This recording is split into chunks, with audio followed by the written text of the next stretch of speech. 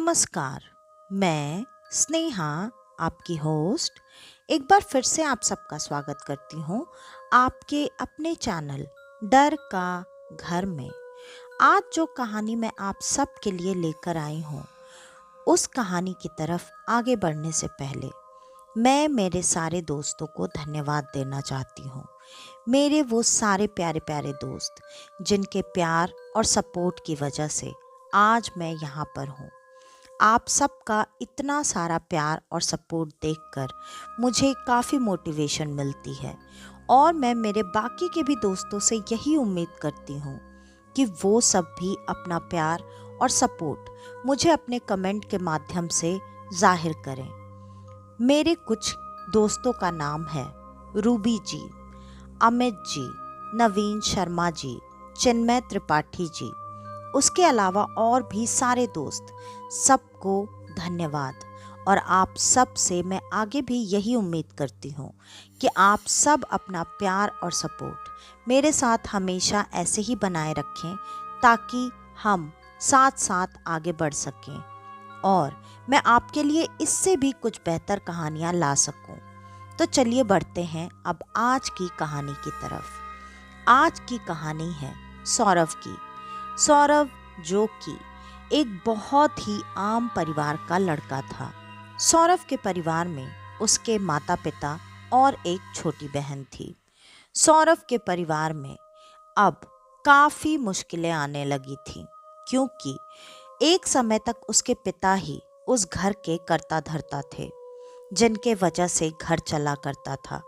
लेकिन सौरभ के पिता के बच्चे मतलब सौरभ का जन्म शादी के कई साल बाद होने की वजह से अब जब सौरभ की उम्र धीरे धीरे बढ़ती जा रही थी, साथ ही साथ उसके पिता की उम्र ढलती जा रही थी क्योंकि अब उनकी उम्र जितनी हो चुकी थी वो काम को करने में सक्षम नहीं थे।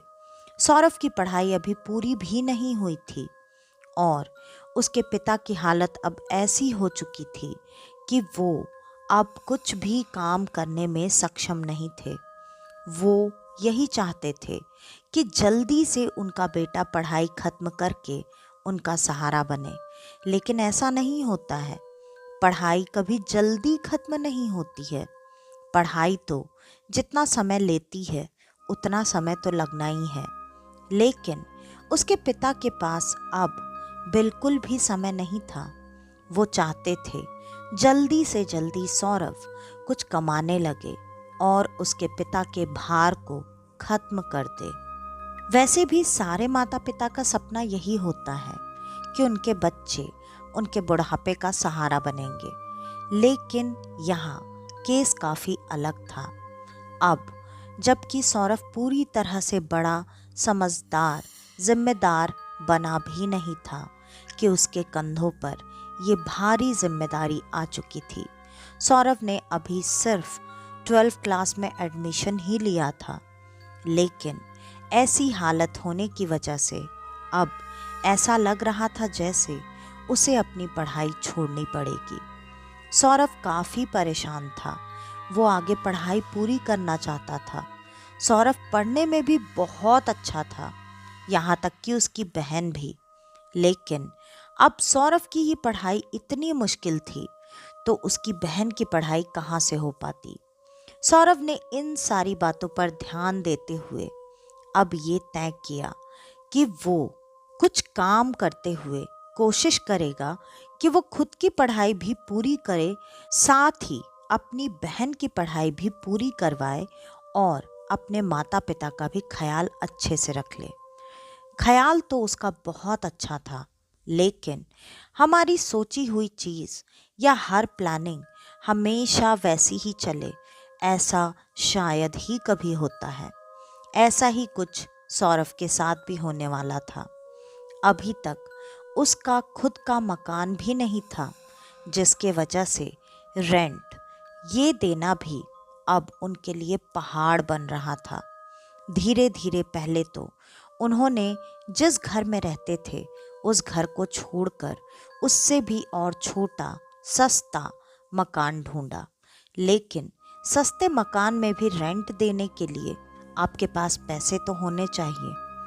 अब धीरे धीरे सौरभ को इस बात का एहसास हो गया कि उसकी प्लानिंग के हिसाब से यहाँ शायद कुछ भी नहीं होने वाला है, और सौरभ ने ये तय कर लिया कि वो अपनी पढ़ाई छोड़ देगा और अपनी बहन की पढ़ाई करवाएगा और साथ ही घर का और माता पिता का ख्याल रखेगा। धीरे धीरे उम्र बहुत ज़्यादा होने की वजह से पहले तो सिर्फ पिता की ही तबीयत काफ़ी खराब रहती थी, लेकिन अब माँ के स्वास्थ्य पर भी बहुत ज़्यादा असर पड़ने लगा था, क्योंकि घर में हर वक्त खाने पीने की भी कमी रहती थी और खाना पीना अगर सही से ना हो, वो भी बहुत लंबे समय से, तो तबीयत पर असर तो दिखता ही है।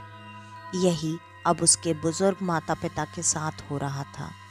सौरभ काफ़ी परेशान हो चुका था और वो इस बात का कोई ना कोई हल जल्दी से जल्दी ढूंढना चाहता था, लेकिन सौरभ करता भी क्या। सौरभ को एक किराने की दुकान में काम मिल चुका था, लेकिन उससे कमाई इतनी नहीं होती थी, जिसके वजह से सौरभ धीरे धीरे काफ़ी परेशान होने लगा। वो लड़का जो कि बोलचाल में, बातचीत में काफ़ी अच्छा था, लेकिन अब धीरे धीरे सौरभ काफ़ी शांत स्वभाव का होता गया, काफ़ी गंभीर होता गया। अब सौरभ ऐसा था कि वो सिर्फ काम के अलावा अब किसी से कोई बातचीत नहीं किया करता था। लेकिन सौरभ ने शुरू शुरू में जब काम की शुरुआत की थी, तब उस वक्त वहाँ पर एक लड़का था जिसका नाम था पंकज। वो सौरभ का बहुत अच्छा दोस्त था, क्योंकि पंकज को वहाँ पर काम कहीं ना कहीं सौरभ की मदद से ही मिली थी, जिसके वजह से पंकज इस बात का हमेशा एहसानमंद रहता था। और अब जबकि सौरभ का स्वभाव काफ़ी बदल चुका था, लेकिन पंकज उसकी हालत और सारी चीज़ें समझते हुए आज भी उसके उतने ही करीब था। और अब पंकज ने उसके लिए इस बात का एक हल ढूंढने का तय किया। उसने कहा, सौरभ, मुझे तुम्हारे घर की हालत बहुत अच्छे से पता है। मैं तुम्हारे लिए कोई ऑफ़र लाया हूँ, लेकिन पहले मेरी बात को पूरी तरह से सुनना, उसके बाद तय करना कि तुम्हें ये बात माननी है या नहीं। सौरभ अब अपनी सिचुएशन से इतना ज़्यादा त्रस्त हो चुका था कि सौरभ ने ये तय किया कि अगर ये बात उसके फ़ायदे की हुई तो चाहे बात कैसी भी हो वो मान लेगा। मजबूरी ऐसी चीज़ ही है जो कि आपको हर वो काम करने पर उकसा देती है जो काम शायद आप कभी भी सपने में भी करने का ना सोचें। तब पंकज ने बताया, तेरी कॉलोनी के बगल वाली कॉलोनी में ही एक ऐसा घर है जिसे कहते हैं कि वो भूतिया मकान है, जिसके वजह से वो मकान सालों से बंद है। तुझे अगर रेंट के पैसे देने से बचना है तो तू चाहे तो उस घर में जा सकता है, लेकिन उस घर के बारे में इतनी सारी अजीब अजीब बातें हैं कि मैं तुझे ये बात बताना तो नहीं चाहता था, लेकिन मैं जानता हूँ तेरे साथ पैसे की कितनी ज़्यादा परेशानी है और तू हर महीने अपने घर का रेंट भी मैनेज नहीं कर पा रहा है। और मुझे ये भी पता है कि ये आखिरी महीना है। अगर तूने इस महीने रेंट नहीं दिया तो तेरा मकान मालिक तेरे पूरे परिवार को घर से निकाल कर बाहर फेंक देगा। ये बात सुनते ही सौरभ की आंखों में आंसू आ गए और सौरभ ने अपने दोस्त से कहा, हाँ, तू बिल्कुल सही कह रहा है। मेरी हालत ऐसी हो चुकी है कि मैं किसी को समझा ही नहीं सकता कि मैं करूं तो क्या करूं। मैं जिस भी रास्ते पर चलना चाहता हूं, हमेशा लगता है हर रास्ता धीरे धीरे बंद होता जा रहा है।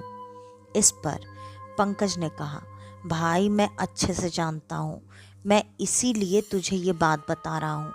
तुझे भी पता है पैसे से मैं भी तेरी मदद तो नहीं कर सकता, तो जब मुझे इस घर के बारे में पता चला तब मैंने सोचा एक बार क्यों ना तुझसे पूछ कर देखा जाए। सौरभ ने कहा, भाई अगर ऐसा कुछ है तो भूत प्रेत जैसी चीज़ों में मैं तो नहीं मानता, और सच में अगर वहाँ कोई कभी भी देखने और पूछने नहीं आता है तो मैं अपने परिवार को लेकर उस घर में जाने के लिए तैयार हूँ। और ये बात सुनकर पंकज ने कहा, भाई देख, मैं समझ रहा हूँ तेरी हालत, लेकिन मैं चाहता हूँ एक बार कि हम दोनों चलकर आसपास के जो भी घर हैं उनमें एक बार तो पता करने की कोशिश करें कि आखिरकार उस घर की परेशानी है क्या। क्या पता हम उन परेशानियों को पहले सुलझा सकें, उसके बाद तू उस घर में चले जाना। इस पर सौरभ ने तुरंत कहा, भाई देख, मेरे पास अब ज़्यादा वक्त नहीं है, ये आखिरी हफ्ता है और सच में इसके बाद मकान मालिक हमें निकाल देगा। इस पर पंकज ने तुरंत कहा, अरे आखिरी हफ्ता तो है ना, एक हफ्ता बहुत होता है, हम एक हफ्ते में ही सब कुछ पता कर लेंगे, तू क्यों चिंता कर रहा है। तब सौरभ भी इस बात के लिए मान गया और वो दोनों अगले दिन से ही हमेशा काम खत्म करने के बाद या फिर लंच के टाइम पर वक्त निकालकर वहाँ के आसपास के सारे घरों में जाकर उस घर के बारे में जानकारी इकट्ठा करने की कोशिश करते। लेकिन कुछ घर वाले तो साफ साफ उस घर के बारे में बात करने को भी लेकर मना कर दिया करते थे, और कुछ लोगों ने सिर्फ इतनी ही जानकारी दी कि जो भी एक बार इस घर के दरवाजे से अंदर चला जाता है वो चाह कर भी इस घर के बाहर कभी नहीं आता। और एक बार तो कई सारे लोगों ने कोशिश की कि वो अंदर जाकर ढूंढे कि लोग आखिर गायब कहाँ हो जाते हैं। वो लगभग 40 लोग थे और वो 40 के 40 लोग एक साथ इस घर में गए और कोई कभी वापस नहीं आया। ये बात सुनकर सौरभ को डर तो लग रहा था, लेकिन सौरभ इन चीज़ों में मानता ही नहीं था। और सबसे बड़ी बात, सौरभ की सिचुएशन अब जैसी हो चुकी थी, सौरभ को ये मंजूर नहीं था कि उसके परिवार को घर से बेघर कर दिया जाए। सौरभ ने सोचा, इससे बदतर जो अभी हमारी जिंदगी में चल रहा है और क्या ही हो सकता है। इसलिए सौरभ ने अब ये तय कर लिया कि वो अपने परिवार को इस बारे में कुछ भी नहीं बताएगा और सबको लेकर इस घर में कल के कल ही शिफ्ट हो जाएगा। और उसने पंकज से भी यही कहा।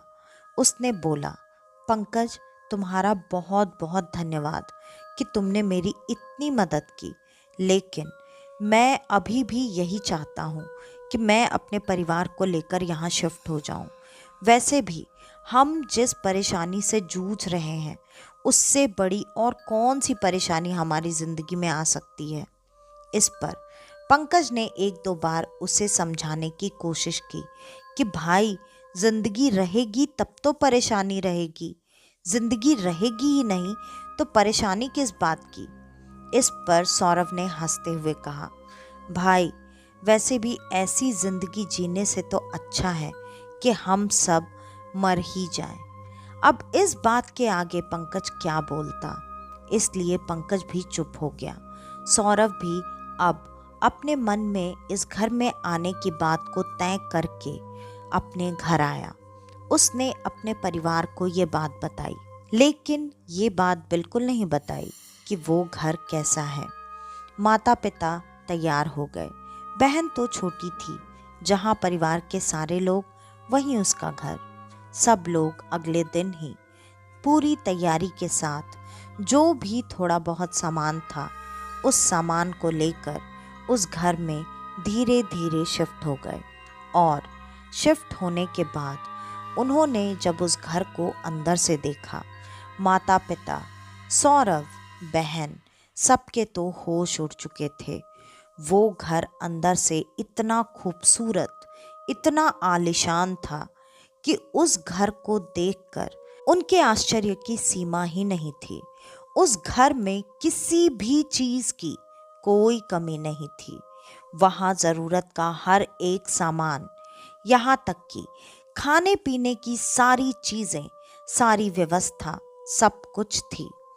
उस घर को बाहर से देखकर ये अंदाजा कोई नहीं लगा सकता था कि ये घर अंदर से इतना खूबसूरत और इतना अच्छा होगा। उस घर को देखकर सौरभ के माता पिता तुरंत सौरभ से ये जानने की कोशिश करने लगे कि इतना अच्छा, इतना बड़ा घर उसे कहाँ से मिला और इस घर का रेंट कितना है।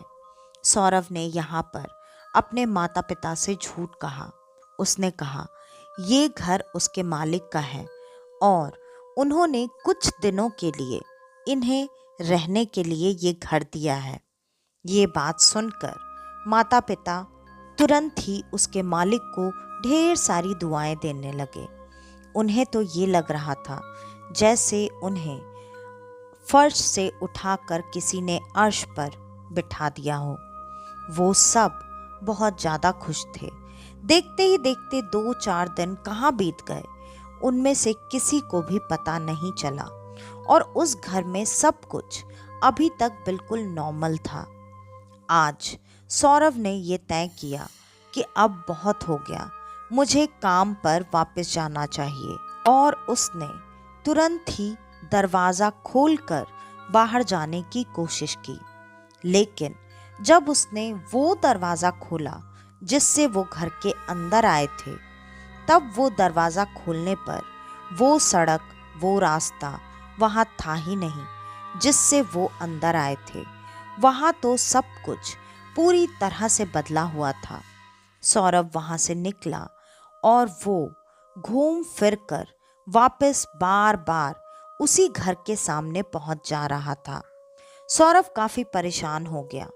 उसे कुछ भी समझ में नहीं आ रहा था कि वो कहाँ आ चुका है। सौरभ आखिरकार थक हार कर वापस आ गया। सौरभ ने अभी तक ये बात किसी को बताई नहीं थी, लेकिन आज उसे ये बात अपने परिवार को ना बताकर अपनी छोटी बहन को बताई। उसने कहा, गुड़िया, तू स्कूल जाने के लिए सोच नहीं रही है क्यों? इस पर गुड़िया ने बताया, भैया, मेरी फीस नहीं भरी गई थी, इसलिए मुझे स्कूल से निकाल दिया है। अब ये बात सुनकर उसे काफ़ी दुख हुआ, लेकिन उसने अपनी बहन को सारी बातें बता दी।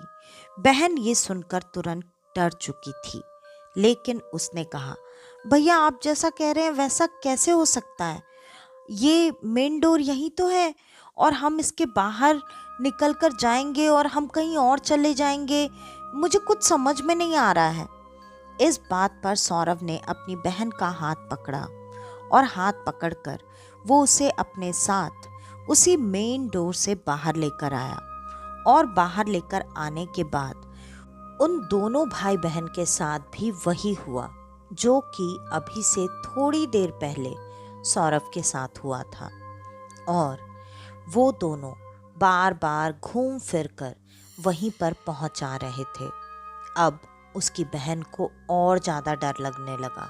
उसने कहा, भैया, कहीं से भी रास्ता ढूंढो, लेकिन हमें यहाँ से बाहर लेकर चलो, मुझे ना कुछ ठीक नहीं लग रहा है। तभी उन दोनों को एक भयानक हंसी की आवाज़ सुनाई दी और उस आवाज़ ने उन दोनों को सच में बहुत ज़्यादा डरा कर रख दिया।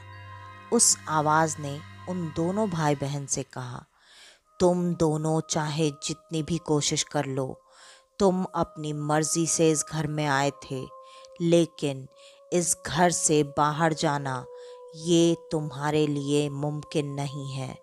अब तुम इस घर की अनजान दुनिया में फंस चुके हो और अभी तुम जिंदा हो, लेकिन आने वाली अमावस्या को तुम और तुम्हारा पूरा परिवार हमेशा हमेशा के लिए इस दुनिया में कैद हो जाएगा, तुम्हारे इन शरीर को छोड़कर।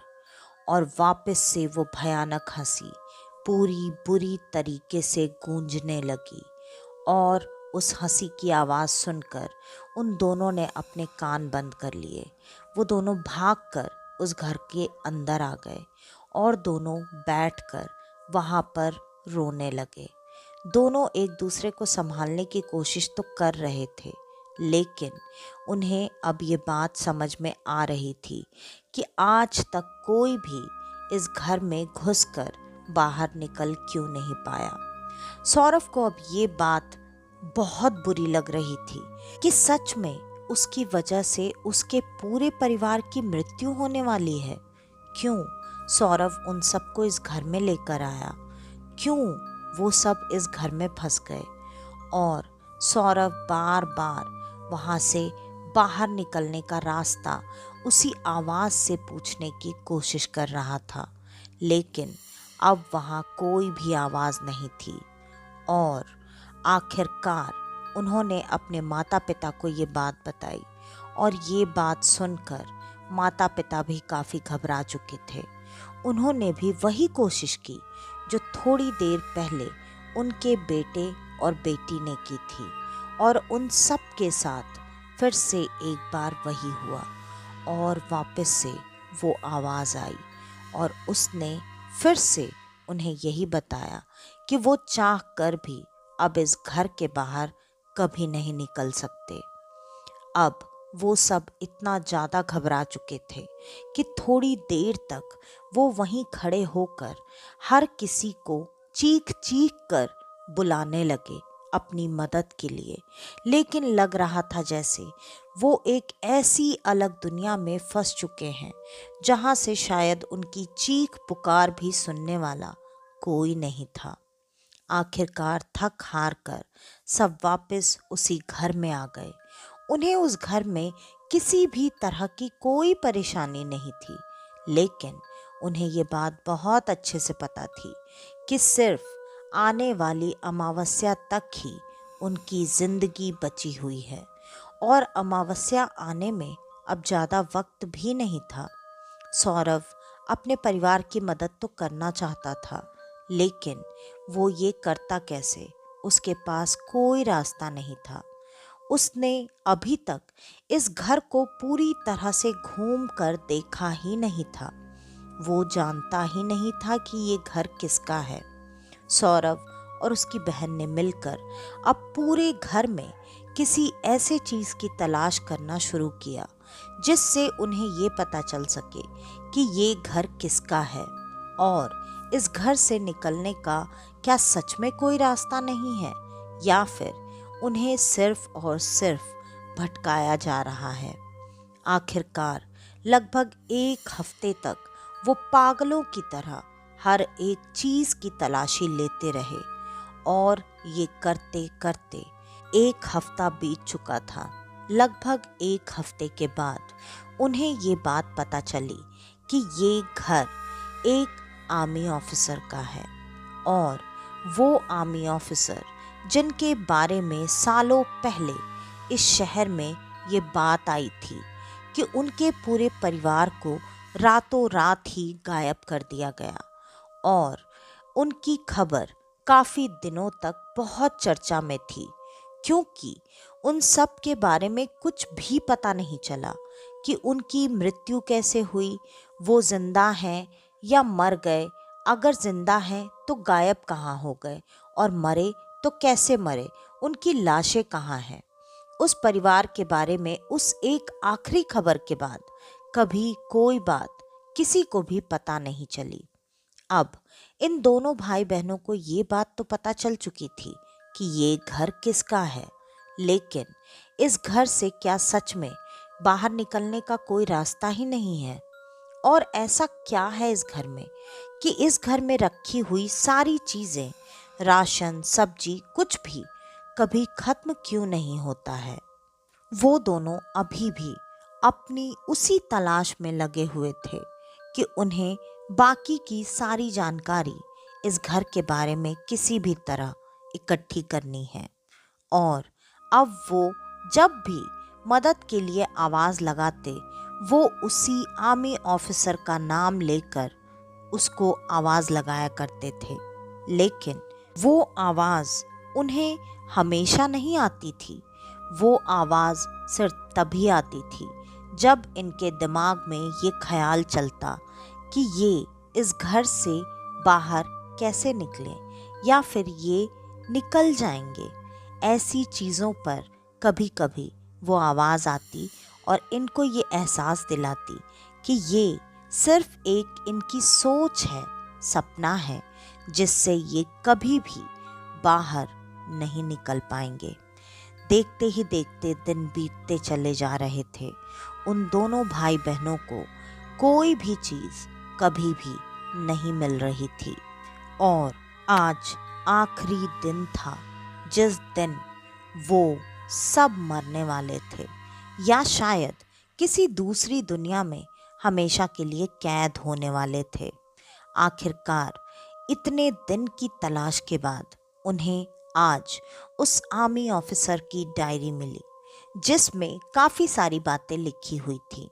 उन्होंने पढ़ना शुरू किया और वो थोड़ा थोड़ा पढ़ते हुए आगे बढ़ रहे थे क्योंकि डायरी काफ़ी मोटी थी और उस डायरी को पूरा पढ़ पाना एक दिन में संभव नहीं था, जिसके वजह से वो सिर्फ और सिर्फ अपनी काम की जानकारी ढूंढ रहे थे।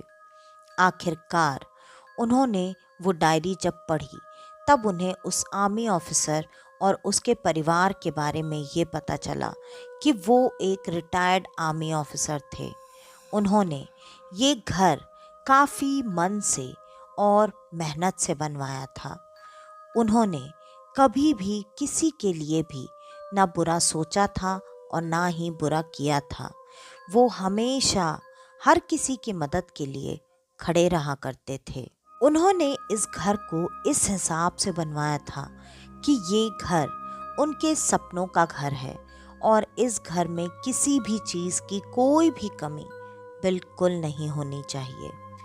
उस घर में उन्होंने अपने पूरे परिवार के हर एक छोटी छोटी ज़रूरतों का ख्याल रखते हुए उस घर को बनवाया था। वो यही कहते थे कि इस घर में किसी को कभी भी किसी चीज़ की कोई कमी नहीं होगी और उनके साथ मतलब सौरभ के पूरे परिवार के साथ भी यही हो रहा था। वो अब एक बात तो समझ चुका था कि वो आर्मी ऑफिसर बुरे बिल्कुल नहीं थे, लेकिन उनके साथ ऐसा क्या बुरा हुआ जिसके वजह से ये घर घर नहीं एक माया जाल बन चुका था।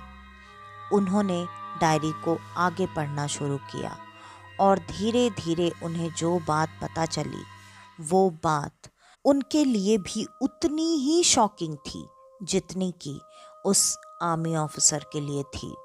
उसे इस बात का पता चला कि वो अपनी जिस पत्नी पर जान छिड़का करते थे, अपने बच्चों को जिससे वो इतना ज़्यादा प्यार किया करते थे, वो बच्चे, वो पत्नी सब मिलकर उनके साथ धोखा कर रहे थे।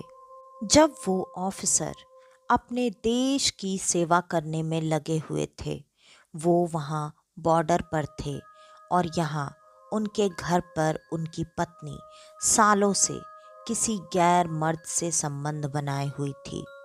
उन्हें इस बात की गलतफहमी थी कि ये बच्चे उनके हैं, लेकिन वो बच्चे भी उनके नहीं थे क्योंकि उनकी पत्नी इतनी ज़्यादा चरित्रहीन थी कि उन्होंने कभी भी ये बात सोची ही नहीं कि इतना जो भी कुछ उनके पति कर रहे हैं वो सिर्फ उनके और उनके बच्चों के लिए कर रहे हैं। लेकिन पत्नी ने हर चीज़ को दरकिनार किया और अपनी इच्छाओं, अपनी खुशी के लिए वो ऐसी गलत चीज़ों में पड़ गई और उसने इस अफेयर को सालों तक उनके पीठ पीछे जारी रखा।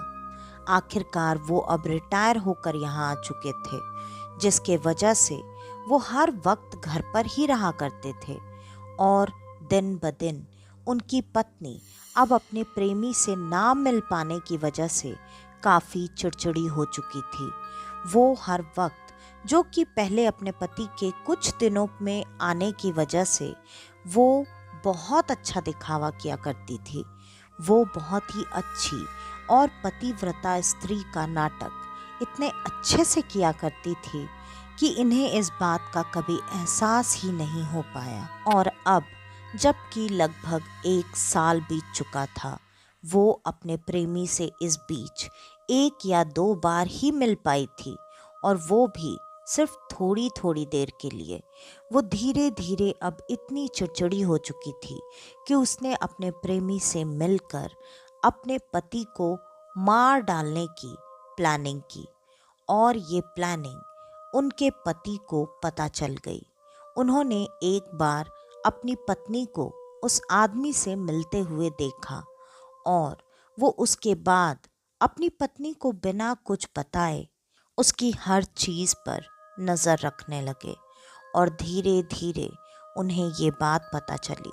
जब उन्हें ये बात पता चली तो उन्हें बहुत बड़ा सदमा लगा। उन्हें बहुत अच्छे से पता था कि ये तो होना ही है, चाहे वो कुछ भी कर ले। अब उनके सामने ये बहुत बड़ा सच था कि वो पत्नी, जिसके बारे में वो ऐसा सोचते थे कि जितना प्यार वो उससे करते हैं उससे कहीं ज़्यादा प्यार उनकी पत्नी उनसे करती है, ये सारी गलतफहमी अब उनकी दूर हो चुकी थी। और अब जब बात उनके जान पर आ चुकी थी, उन्होंने सामने से अपनी पत्नी से इस बारे में पूछने की कोशिश की।